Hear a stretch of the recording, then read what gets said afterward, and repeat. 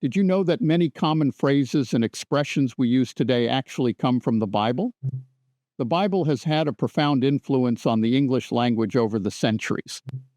Let's take a look at some of these well-known phrases and the Bible passages they originated from. The phrase, "the powers that be," refers to the authorities or government in power. It comes from Romans 13:1, which says, "Let every soul be subject unto the higher powers. For there is no power but of God. The powers that be are ordained of God." When we say the writing is on the wall, to indicate inevitable doom, it traces back to the mysterious handwriting on the wall in Daniel 5:5. "In the same hour came forth fingers of a man's hand, and wrote over against the candlestick upon the plaster of the wall of the king's palace." To escape something by the skin of one's teeth means to narrowly avoid disaster. This comes from Job 19:20. "My bone cleaveth to my skin and to my flesh, and I am escaped with the skin of my teeth." The expression, "a leopard cannot change its spots," meaning people cannot change their innate nature, originates from Jeremiah 13:23. "Can the Ethiopian change his skin, or the leopard his spots? Then may ye also do good, that are accustomed to do evil." The blind leading the blind refers to unqualified people guiding others to failure. Jesus used this metaphor in Matthew 15:14. "And if the blind lead the blind, both shall fall into the ditch." When we talk about the root of the matter, meaning the most important aspect of an issue, it comes from Job 19:28. "But ye should say, Why persecute we him, seeing the root of the matter is found in me?"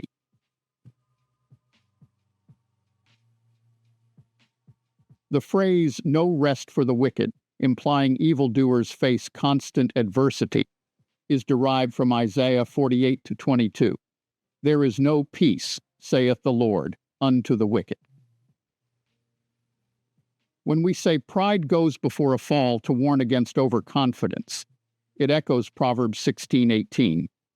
"Pride goeth before destruction, and an haughty spirit before a fall." The saying, "the love of money is the root of all evil," highlighting the problems caused by greed, is a quote from 1 Timothy 6:10. "For the love of money is the root of all evil, which while some coveted after, they have erred from the faith, and pierced themselves through with many sorrows."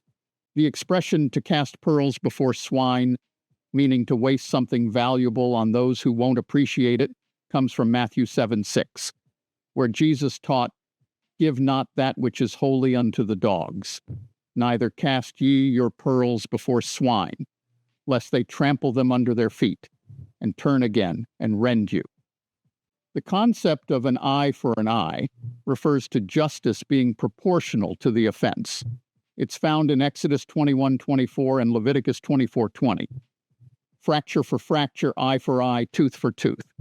As he has injured the other, so he is to be injured." A wolf in sheep's clothing describes someone who appears harmless but has malicious intentions. Jesus warned about this in Matthew 7:15. "Beware of false prophets who come to you in sheep's clothing, but inwardly are ravenous wolves." Calling someone the salt of the earth means they are decent, honest, and a good influence. It comes from Jesus' words in Matthew 5:13. "You are the salt of the earth, but if salt has lost its taste, how shall its saltiness be restored? It is no longer good for anything except to be thrown out and trampled under people's feet."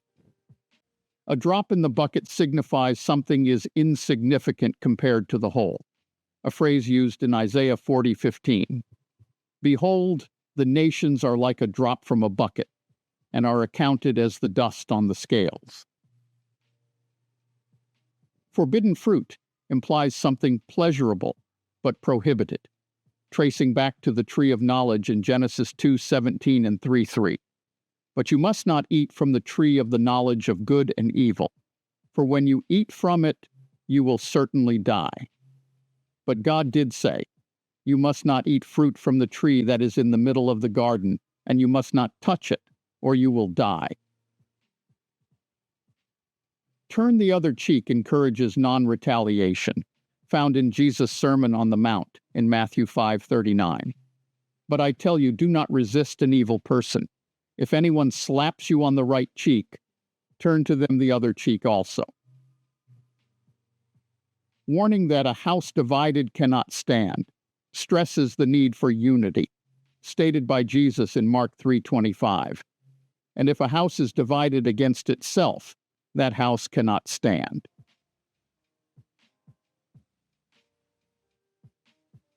My brother's keeper questions responsibility for others, first used by Cain in Genesis 4:9. Then the Lord said to Cain, "Where is your brother Abel?" He said, "I do not know. Am I my brother's keeper?" And cherishing something as the apple of his eye conveys deep affection and value, a metaphor used in Deuteronomy 32:10. He found him in a desert land and in the howling waste of the wilderness. He encircled him. He cared for him. He kept him as the apple of his eye. So the next time you use one of these common phrases, remember its biblical origins. The Bible's ancient wisdom still shapes our language today in more ways than we often realize. This is Chop, signing off. See you soon.